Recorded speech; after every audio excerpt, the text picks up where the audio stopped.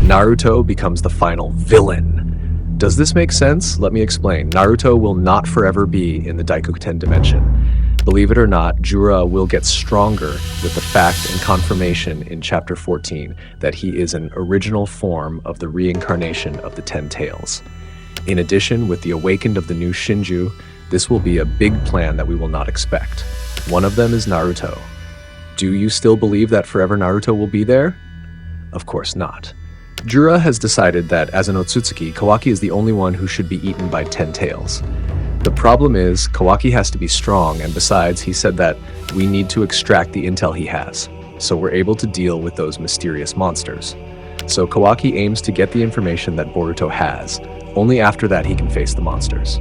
But guys, according to you, if Kawaki will fight with Jura, maybe we assume if Kawaki fights Jura one-on-one, then will Kawaki win? We don't know what power Kawaki will get in the future. Will he awaken the new Shinjutsu owned by Shibai Otsutsuki? Who knows, right? But let's assume if Kawaki loses and Jura manages to get the power that can open the daikokuten dimension and take Naruto to become a Shinju tree. Then does this make sense if by absorbing Naruto's chakra and turning into Shinju, this will be the last villain? Although this is unproven and sounds far-fetched, let's go back to the scene where Boruto fights Kawaki in front of the Hokage statue.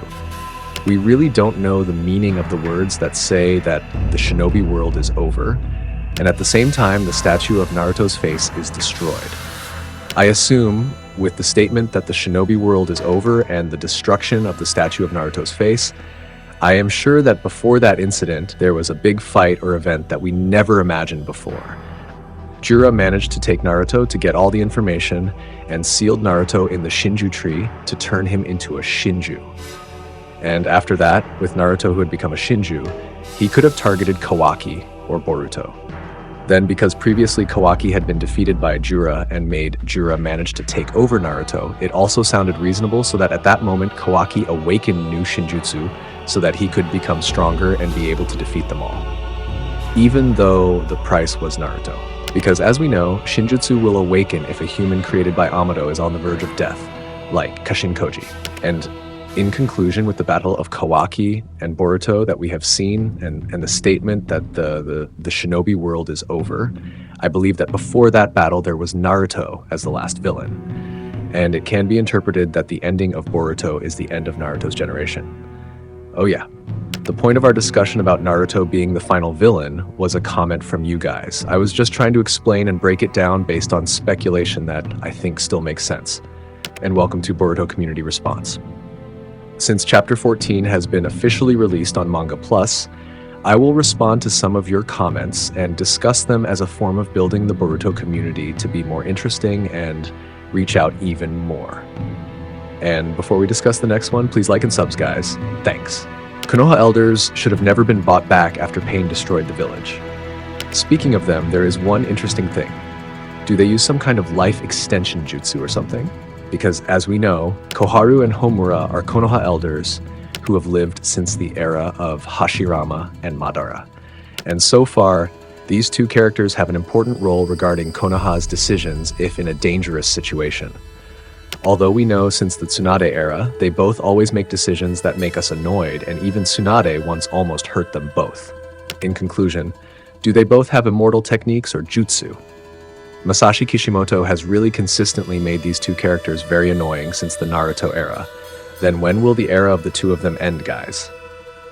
So next, Brew. Matsuri 2v1ing Gaara and Shinki and beating them is crazy. At first, I was a little surprised after getting a statement from Kankuro that Gaara and Shinki had been defeated. We don't need to doubt who defeated them, because it was obvious that Matsuri defeated them. But when it comes to the reason why they lost, the first one is probably Gaara, who doesn't have Shikaku anymore, right? But let's compare first between Matsuri and Deidara, who defeated Gaara. Maybe this sounds very different, but who knows between the power between Matsuri and Deidara. But anyway, with the different era and age when Gaara fought Deidara and Gaara fought Matsuri, this is a reasonable reason if Gaara can't fight against Matsuri. As a Shinju with strong regeneration and destruction power, Gaara wouldn't really be able to face Matsuri without Shukaku's help. So maybe it does make sense that Matsuri can defeat Gaara and Shinki, especially since Shinju members must have Tsumecha troops that always help them, like Hidari, who fought Sarada. So in your opinion, if Shukaku helps Gaara, will he win against Matsuri? Next, I hope they cook with Sarada Mangekyo Sharingan.